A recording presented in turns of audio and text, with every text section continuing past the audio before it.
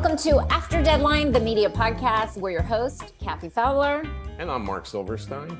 We are veteran TV news reporters who turned to the dark side, and now we work as PR and marketing gurus and podcast hosts. You're going to love our guest this week. He's a three-time Emmy Award-winning political journalist who was honored for his coverage of the 2016 election and so much more. He hails from North Carolina. He's an anchor at Spectrum News 1 in Charlotte. Plus, he's no stranger to the podcast scene because he hosts his own. It's called Tying It Together. We are excited to welcome Tim Boyum. So, Kathy, let me tell you about this guy. Here's the short and sweet of it. He is the Steve Hartman of politics. I really like his stuff, his work, his writing, his storytelling.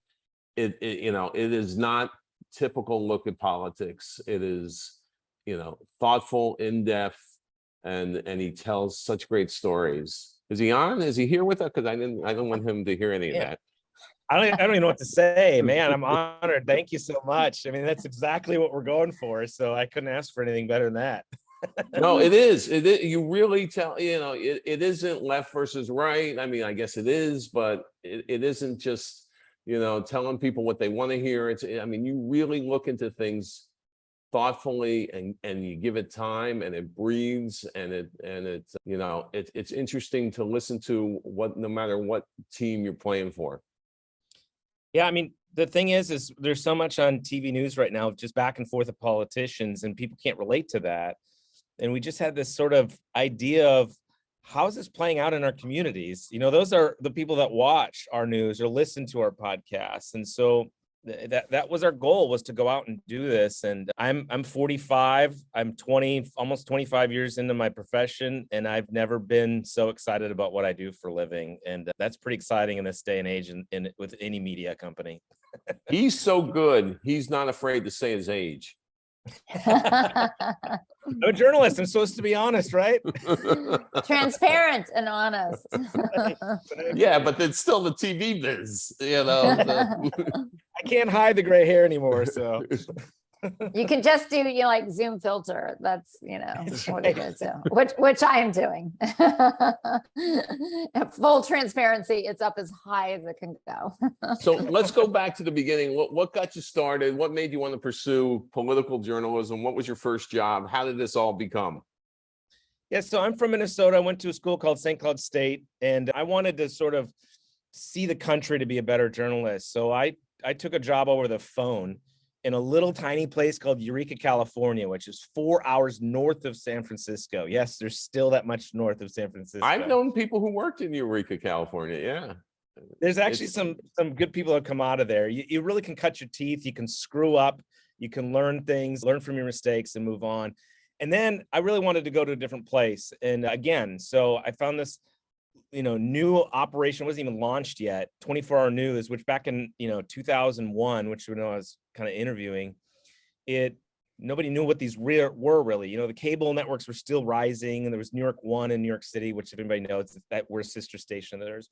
So I took a risk again. I sold everything I owned, packed what I could into my little Ford ZX2 and drove across the country and took another job over the phone. And I came here and was sort of a general assignment reporter, but I started covering more statewide stuff as we grew, and they asked me to cover politics. And to be honest, I was a little apprehensive at first because of the view of politics from the outside world. But I started covering it, and I'm a huge sports fan, and I really got attracted to sort of the competition of it early on, which now actually kind of bothers me in some ways that's the focus of politics, ironically. But then I got married, I had kids, and they're natives in North Carolina. And so we sort of decided to make this home, and I'm here. And so now I care about taxes, house prices, the educational system, the roads out there. And so it's become part of my life, and I understand it better now than ever, which I think makes me a better political journalist. So it started as almost like sports, like the competition, the thrill of the elections. And now it's really understanding about why it's more important for our viewers, the issues, which is what led us to Front Porch Politics, which is the storytelling. So Tim, you note that one of the highlights in your career was covering the 2016 election cycle, that you spent countless hours reporting live from the floors of both the Democratic and Republican national conventions. And ultimately you were recognized as one of the top Capitol reporters in the country, top Capitol reporters in the country. What was it like to cover such a pivotal election and then ultimately receive that honor? Yeah, I mean, all the credit goes to my employers. I work for Charter, and Spectrum News is our company. I mean, they're willing to fund. These trips are not cheap to do this. You got to travel with a whole bunch of people. You got to pay to get passes and all that kind of stuff. And they were willing to do that because they place value on politics where a lot of local TV doesn't. And, I do a nightly show too. And so we did our show nightly there most of the time because we were trying to do all kinds of things. I actually did one time, I think I did 3 hours of live television from the floor of the convention without any, playback or seeing what was airing. And we just went with it. It was wild. But that obviously was a crazy election. And these conventions are just amazing. I mean, from the aspect of just getting to be there, watching the Ted Cruz speech where he was, they were booing him and then Donald Trump comes down. I was right there and saw that. I mean, to see that history is just wild. And to watch the Republican Party, coalesce around this, celebrity essentially was wild. And I got to interview him that year. So during the campaign, so that was, fascinating. And in the meantime, just behind the scenes, we're up on the row where all the cable networks are doing stuff too. And I'm walking down the hall during the Democratic convention, Kareem Abdul-Jabbar, MC Hammer, Ashley Judd, they're just walking by. And so that is the cool part. I covered a convention. I'm going to tell you, you want to talk about age. Okay. This was the 1980 Democratic convention in New York. And I was more thrilled about, I remember like coming out from under the stands into the convention center. And I right in front of me, like it just got quiet. And I just saw these wingtips. I was looking down and I just saw these wingtips walking. And then I looked up and it was Dan Rather. And like the C part, and this is 1980. So, I mean, he was at the height and he goes out onto the floor and he starts talking and he's saying Walter. And I'm like, oh my God, he's talking to Walter. I was more excited about that stuff. Well, the best part, one of the best parts is in the middle of the afternoon when there's like nothing going on. That's when the musicians practice for that evening. And I'll never forget, I was like 3 feet from the stage and Paul Simon was rehearsing and Jesse Jackson was literally standing next to me. And I'm just sitting there thinking like, I'm just this schmuck grew up in Minnesota. That's a local journalist in North Carolina. Like, what in the world? Like, but it's just neat to witness history like that. It's such an honor to do it, but it's a commitment. We interviewed back to a more real world. We interviewed all of our members of Congress, our senators, if the gubernatorial candidates were there. And so we're bringing that back home again and putting it in a context for our viewers. And we're one of the few local stations that does that. And so, yeah, it's just an honor. I've been to every one, I think, since starting in 2004. So they're highlights. There's no question about it. Yeah, but then you got recognition for your 2016 coverage. I mean, was that a big deal? Do you like, is that outside validation, or you're like, I don't necessarily care about the awards, the events and being there, all that kind of, what does that feel like? Well, I'll tell you a funny story. So I did a lot of straightforward journalism for my first 15, 18 years. And and it was very straightforward. If you've been in the business, it's track, soundbite, back to the anchor, and it wasn't great. It was good, but it was, important journalism, but it wasn't. So I never won awards and I never really put in front. I was like, I don't care about awards, but then I got that Washington Post recognition and it's like, well, that's pretty cool. And now we're doing the storytelling stuff. And in the last 3 years, I've been nominated for, I think 11 Emmys and won 3. So it's like, yeah. Not that you're counting. Not that I'm counting at all. Again, I don't care about awards. I don't care, but I'm just building a whole shelf on the back of my. Well, that's what everybody got busted for during COVID, when all the reporters were doing reports from their homes, and they, FTV Live would be pointing out that how many Emmys they would have behind them in their shot. I made sure mine weren't in the background. but in all honesty, it is nice, but it is out. To your point, it is important for outside validation, particularly when we're doing something about, we're going to do 7-minute stories on a politician. Most news executives would say, no way. No. This week, Monday through Friday. That's a ratings. killer for most news organizations. Do you want to make all our viewers go away? Do 7 minutes on any politician. And those shows, they've shown spikes in ratings, and we've won Emmys for them. So it's super important for that validating to show that audiences do want to see that kind of in-depth coverage, do want to see things that are different than, I have a hard time watching local news now done in the traditional way because it is so surface, driven and not engaging. And so it's been life-changing, to be honest with you.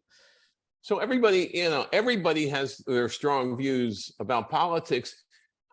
I'm guessing maybe even you do. You say you now live in North Carolina, your kids are there, your family's there. This impacts you. So what is the best way to cover politics, and stay objective? I still think it's just vital. We've seen some news organizations veer one or the other because they know they'll get at least half the audience, and that's better than less than half, right? But we're journalists, and we need to remain that way. I actually tell people, people say, what's your opinion on this? It's weird. I've been so focused on hearing the various opinions. I don't know if I have opinions on anything anymore. It's kind of weird. But it's validating. The biggest compliment I ever get is when people tell me they have no idea where I lean on something. And so I view my job, I think I heard Anderson Cooper say this once, I view my job as being a bit skeptical of everyone and questioning everyone. And so when I'm preparing to interview Donald Trump, I actually reach out to Democrats to get their view on what they would want to ask him or what they're critical of him. And so I'm prepared for that. Some people get mad when we interview people like Donald Trump, or there's some Republicans here in North Carolina that are put in the same basket as him. And they say, well, they're radical, they're extremists, 100% wrong, they're lying, you can't cover them. But the truth is they may be the next leaders of our state and our country. And so we need to understand them, even if we disagree with them. Doesn't mean we don't call out, so to speak, or, use the facts to point things out. But tone is super important for me.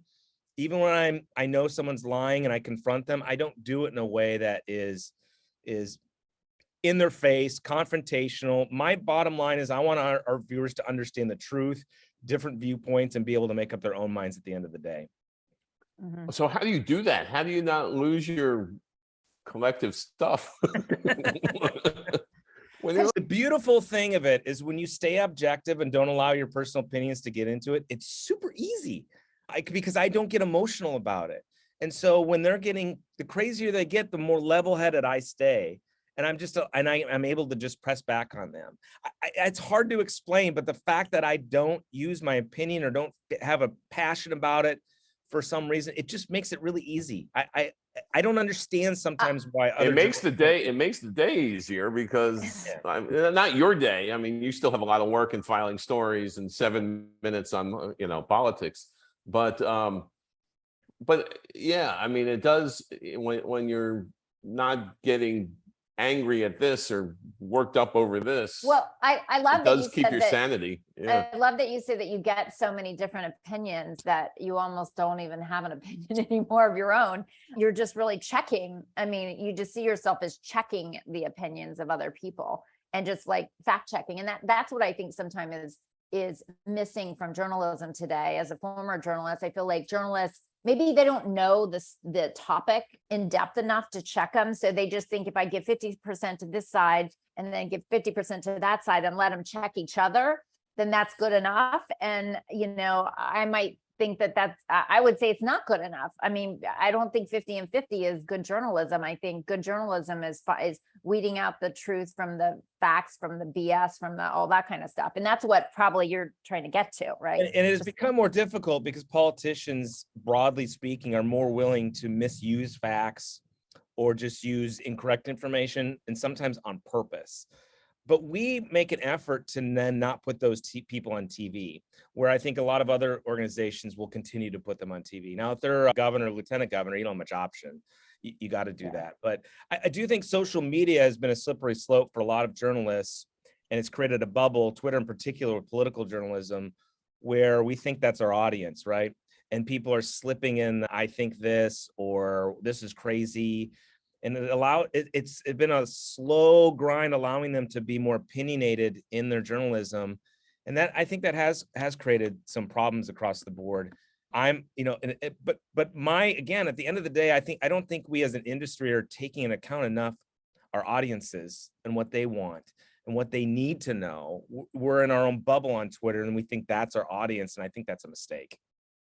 Well, we're definitely going to get deeper into social media, but one question, the phrase answering a question like a politician is well known. How do you ask questions that result in politicians not answering like politicians? Because we all know when I'll do media training with clients, even I'll be like, listen, have you ever heard the politicians, you keep to the talking points and you don't answer the question. So how do you do that? Yeah, that's one of the most challenging things. And that has also gradually gotten way worse over the years. Even local council members now are coached on answering things certain ways. Sometimes they're worse than a candidate for governor anymore. This didn't happen overnight for me. I came here in 2002. I've spent 20 years now building a reputation in North Carolina and working with a lot of these politicians. A lot of our governor and our attorney general, they were, lawmakers and local council members, but I still covered them and talked to them. So when you build trust, I think there's an understanding in that relationship. People don't understand this, but it's a relationship between journalists and politicians, not a cozy relationship, but it's a relationship, right? And so if I know them on a good level and we built that trust, I think they're more willing to give us something that's not. That's actually why it's difficult interviewing presidential candidates, because they don't care about me. They're just fulfilling what their press people say they need to do to get out to local audiences. So they're actually harder to interview. But honestly, I just try to be a human. I ask questions in different ways of, doesn't that make you mad? That's a great question to ask a politician, rather than just like, how do you feel about this rule?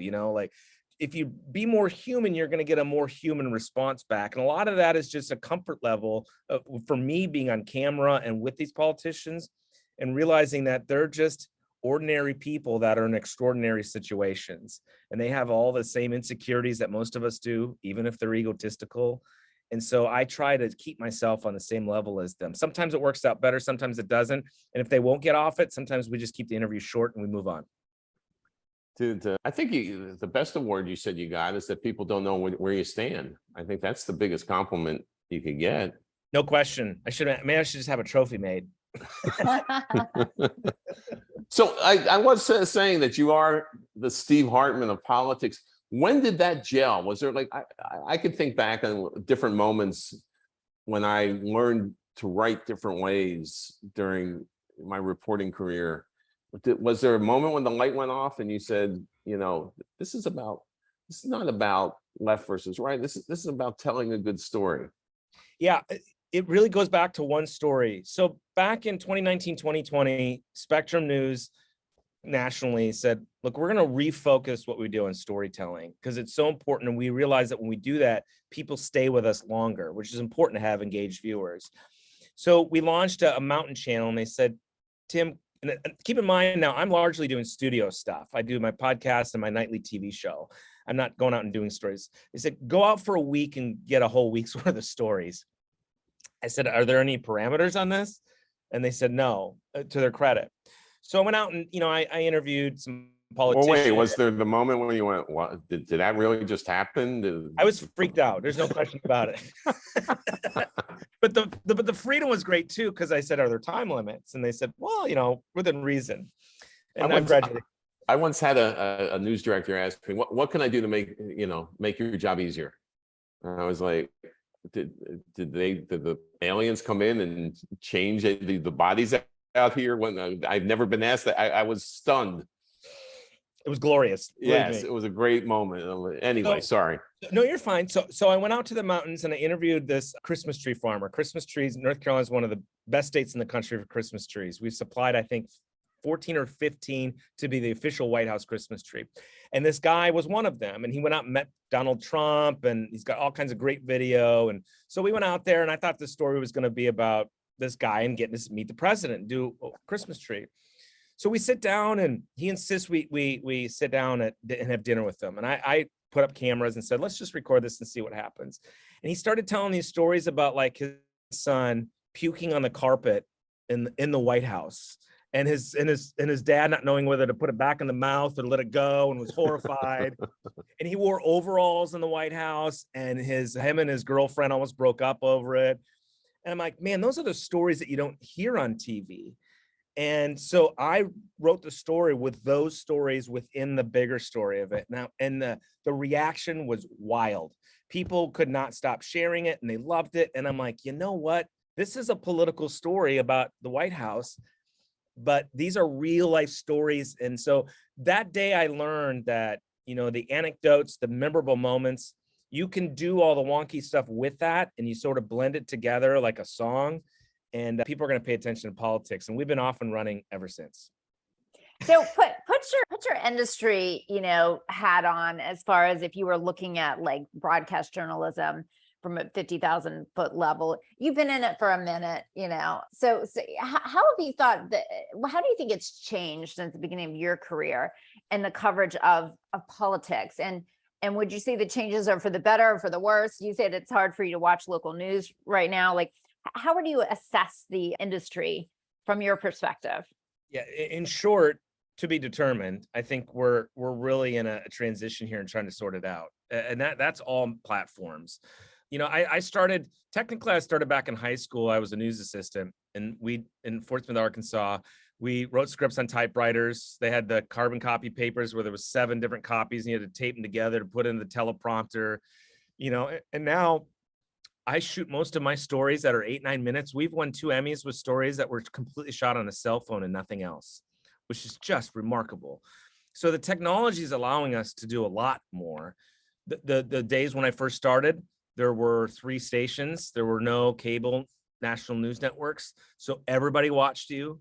That gradually changed. And now, I have a nightly show where we're competing against national cable networks, local news that now airs at 7 p.m. on our market too. I have a podcast. There's 2.3 million podcasts out there, social media. So it's all this white noise. And I don't know if it's better or not.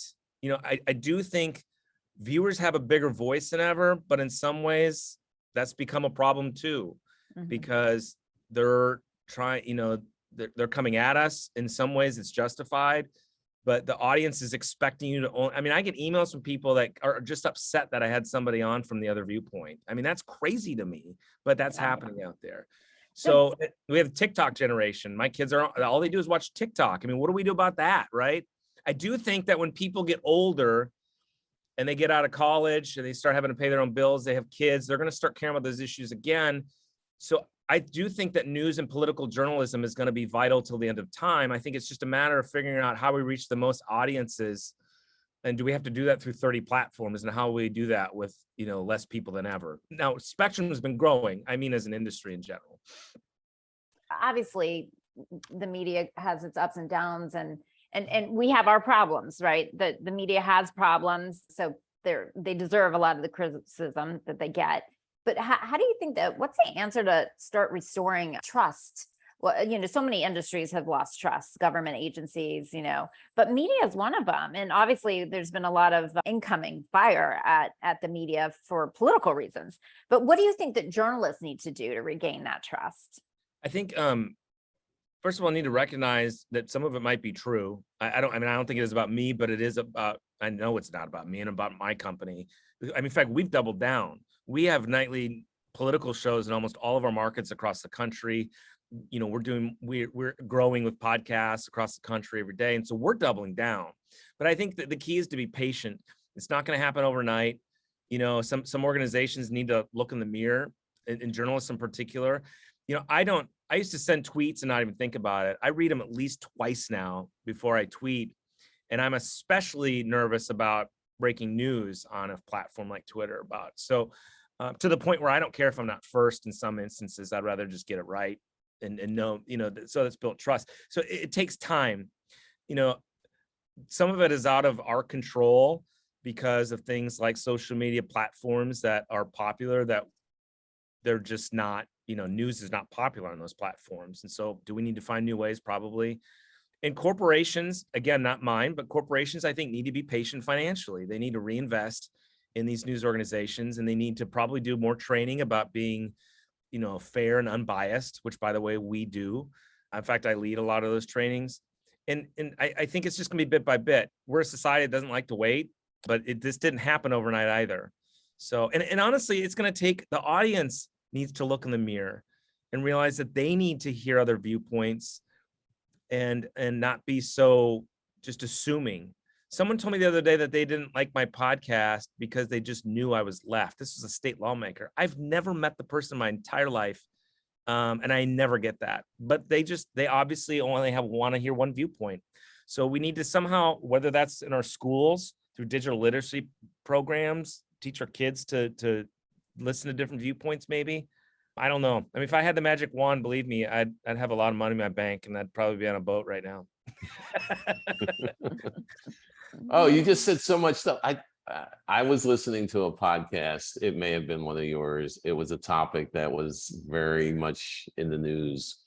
And I had a hard time listening to an opposing viewpoint, and I was ashamed of myself. But you did it. Yes. But it was hard because you did such a nice job telling both sides of the story. But no, it is difficult to hear stuff. And this is coming from, someone who did what you did. And, I'm shocked at how programmed I've become. And I don't know whose fault that is either. I don't. I mean, we probably need social scientists and all that to figure this out with us, Yeah. How much do I have to charge you for this session, Tim? A lot. So work out my issues. But you talked about social media, a lot of stations, it's the first place reporters, digital first. They have signs up in their newsrooms. How do you handle the pressure of having to have engagement, or do you have that pressure of having to have engagement? And because the reporters' jobs now, they have to tweet, they have to Facebook, they have to do this, they have to probably get on TikTok next. I don't know. It's a lot. So how do you handle social media? And do you think that is helping or hurting? I mean, we have to worry about a brand, right? I mean, I tell this to marketing groups. I mean, we are a brand now, and as individuals on social media, and it's scary to a lot of people, and it's wrong to a lot of people, but it's true. But for me, my brand is trust. I built that, and I don't think there's anything wrong with that, because that's what builds relationships with these folks. Social media has been the greatest and probably worst thing for journalists. It allows us to share our work and our brand, including our companies, obviously, better and faster than ever, and to a wider reach, including globally. But it does create those problems of that pressure. We do not have that kind of pressure. I actually do check my own data, because I think it's interesting to see what works and doesn't, to readjust some things. But we don't have that. I know there are some newspapers where they actually have leaderboards on screens in the newsroom. I think that creates an unhealthy competition, and it creates more stories making it that may not be stories, that they're more sensational than they are. So it's a dangerous thing out there. But we're still in a world where I think we're trying to figure out data. We have so much data, and sometimes it is so clear. But again, I think as news organizations, we can't rely on just that, because what we do is a mission. It's not just a product. And I think we somehow have to find that balance. A lot of journalists have gone off the deep edge, because they realize when they do put something out there that's a little edgy or something, they get more retweets, right? And it's dangerous. It's been a hard balance. I'll tell you one thing. I used to have separate personal pages, and I used to have professional pages. And it was such a mess to try to figure out which was which. And oh my gosh, if this one goes, and we've all seen it, right? Someone posts something on their professional page by accident, it was supposed to be on the personal page. So I finally had enough, and I said, I am never going to post. I got rid of one page and had only one page for both professional and personal. And I made a determination that I will never, ever say anything publicly or personally that I wouldn't say publicly. And to be honest, again, it's just super easy now, because I don't do that. Now I double check things before I post to make sure they're accurate, but you have to put your guard up, because people are out there waiting for you to make one mistake to determine exactly who you are, even though it's not likely true. That's hard. And that I always tell people who criticize journalists, and they're like, oh, they've got an agenda. And I'm like, some do, yeah, but 90% of journalists, their only agenda is getting to the truth. And they know they're only as good as their credibility, reputation. They're only as good as their last story. And if they mess up once, and we've seen journalists do that, it's hard to make a comeback. your reputation and being credible and is everything. And people don't get that. They think that a lot of journalists come in with an agenda and they're trying to make things happen. And I'm like, for 90% of journalists, if they're doing that, they're not really a journalist, right? Yeah. Well, and look, there's a lot of criticism. I mean, I put up pictures of me and my family on vacation and stuff, and people will criticize, like, why are these journalists putting up all this garbage that has nothing to do with journalism? But the truth is this is the same as the history of time since TV's been around. Look, people aren't going to like me or aren't going to watch me if they think they don't like me, right? And so it's a great conversation starter too when the governor comes in and he says, how was the rafting trip last week? And so you create that relationship between you and the politician, and it gives a story, and they feel like they know you. And so I do think it's important. I mean, there's limits that you should put on that kind of stuff, obviously, but it can be really beneficial in a lot of ways. It's just like anything in life. There's a bad path for it, and unlike a lot of other things, it gets spread like wildfire, and whether you delete it or not, it never really disappears. So just real quick, how do you work a day? Because you got a lot of things going on. You have the nightly report, right? Yeah, so I do a nightly 30-minute show. I have a weekly podcast, and then I have this monthly magazine style show, which is at least 30 minutes. We actually just went in an RV last week across the state to tell stories for the upcoming elections coming hour next month. And then I Charles Kuralt kind of thing. Exactly. That was what kind of inspired North Carolina guy. It was 55 years ago. So we said, leading into the midterm elections, what are people in our local communities care about? And ironically, hardly ever did Donald Trump or Joe Biden come up. It was issues like how many chickens you could have in your backyard, corporations buying up neighborhoods to do Airbnb. And so that leads to that. Do so, but did you have to explain the second family to your wife, or no. But so I segment my day. I try to set, because I used to try to do everything at once, but it was way too difficult. I felt like I was doing a lot and getting nothing done. And so I actually will set aside, like just before I talk to you, I was logging video for an hour, and then I'm doing this, and then the next hour I'll prepare for interviews for tonight's show. And then the next hour I'll prepare for a podcast interview I have tomorrow. And then the next hour I'll plan for future scheduling. So it's very regimented, believe me. There's a lot of time at home I work too. And that's part of what we do as journalists. We're not a 9-to-5 job. You mean you're not going out for lunch? No, I eat while I'm typing. Greasy keyboard. Yeah, that's. So speaking of your podcast, you have a podcast, Tying It Together. You speak with powerful people in North Carolina to explain issues that's important to the community. How did the podcast start? How's it changed in direction? And how also has everything that you've done before that really helped you with your podcast? Yeah, it was. So podcasts have been booming. I'm a huge podcast listener myself. I hardly ever listen to regular radio anymore because I just love it.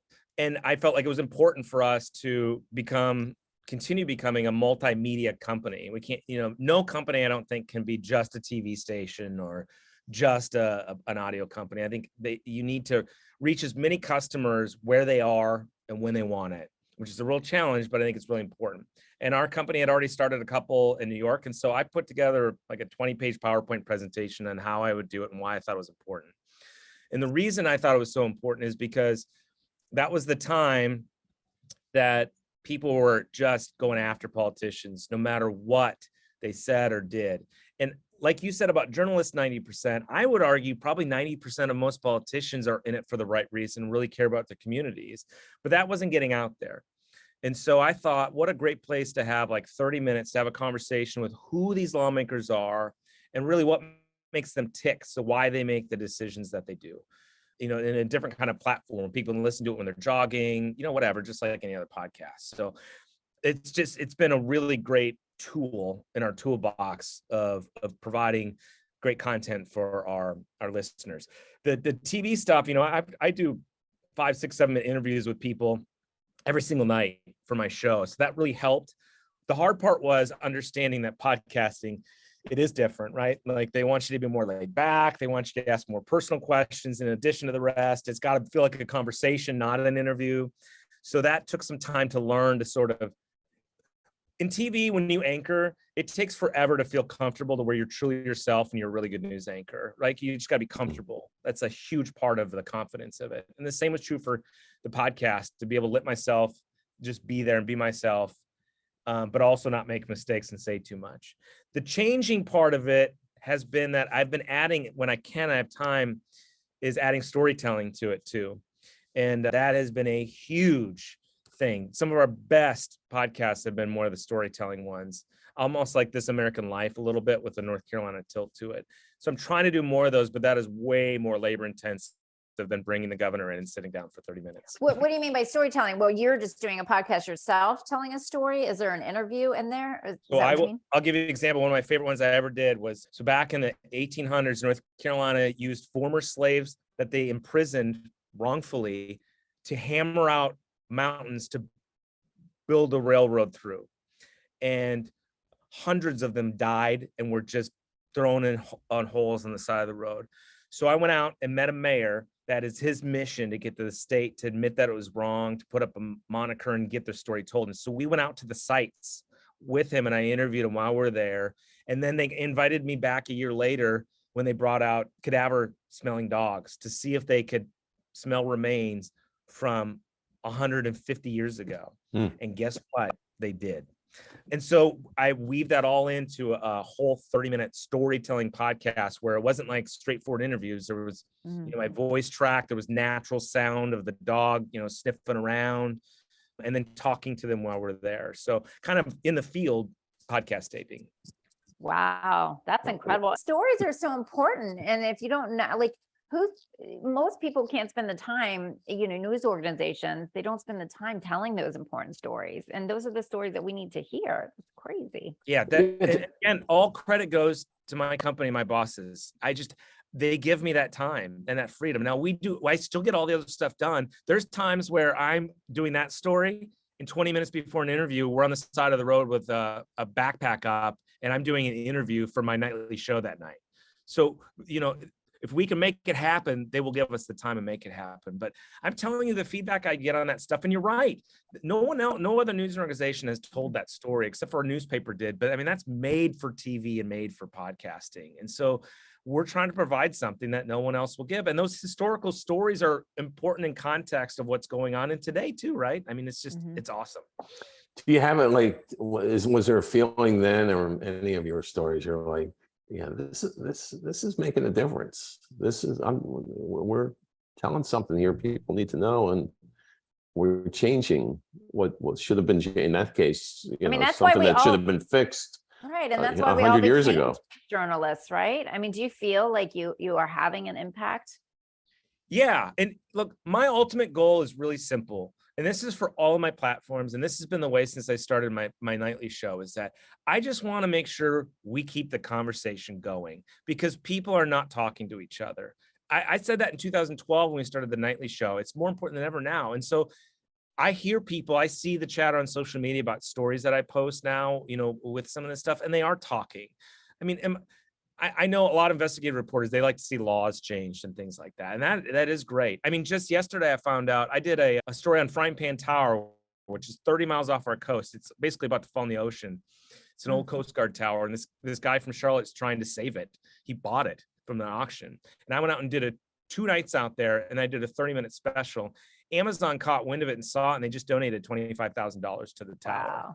Wow. So that's pretty cool, right? That's cool. But more importantly, on a way lower level, is that if I can just get people talking about these issues. One story we just did recently, a 23-year-old kid is on a mission to meet every single mayor across the state of North Carolina. I watched that story. That was a great story. Right? Yeah.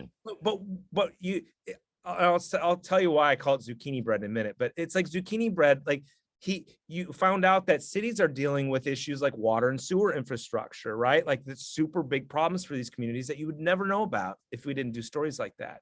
And so I call it zucchini bread when I talk about what we're doing with this storytelling and politics. Like with zucchini bread, when you're giving that to your kids, you're getting them vegetables and they don't even know it, right? So we're giving them politics, but they're watching these stories and they're not even realizing they're political stories. And so I'm trying to feed my audience zucchini bread every night. Sounds a little corny. I used to put a spinach in my kids' eggs, and I called them green eggs and ham, and they had no idea that they were eating See? spinach. It works. It works. Got to do what you can do. You do. And then the nice thing about that donation from Amazon, it was there between 10 and 12 delivered on time. So Even 30 miles out to sea. So really what we need, I mean, I think the problem is we don't have enough spectrums out there. That's the problem. I agree. We need to multiply spectrum times like a lot. Okay, but that said, okay, so you're in, I mean, North Carolina couldn't be a more perfect place to talk about politics. And I mean, and you have an amazing gig where you've helped, with the help of the company, you've created an amazing opportunities there. But is there a job that you would be, could they steal you away? Or Believe me, I've been here 20 years. If I was going to get stolen, and it's been tried a few times, not recently, but a long time ago. In fact, a long time ago, I interviewed with CNN. They wanted me to potentially be one of their DC guys, but no, I am more firm believer than ever in local news and the impact that I can have on it, and I hope that I am having on it.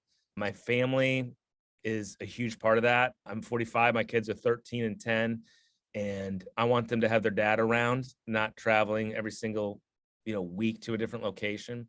So I believe I'm in a perfect sweet spot, and I think we need people like me and not just 23-year-olds telling local news, because part of what makes me a better storyteller now, you asked that question earlier, I didn't fully answer it, is that I didn't realize to just step back and realize what's important as a viewer myself is important. And so I tell stories better because of that. And so we need people that have perspective and experience to do that. And this place allows me to do that. So yeah, I'm happy as can be. I can't imagine. I mean, would I take on helping? And I do, helping our larger spectrum, someday doing more of this type of storytelling. Yeah, of course. But I'm a big believer in what we do here. There's nothing that CNN or CBS National News can offer me that I don't have here.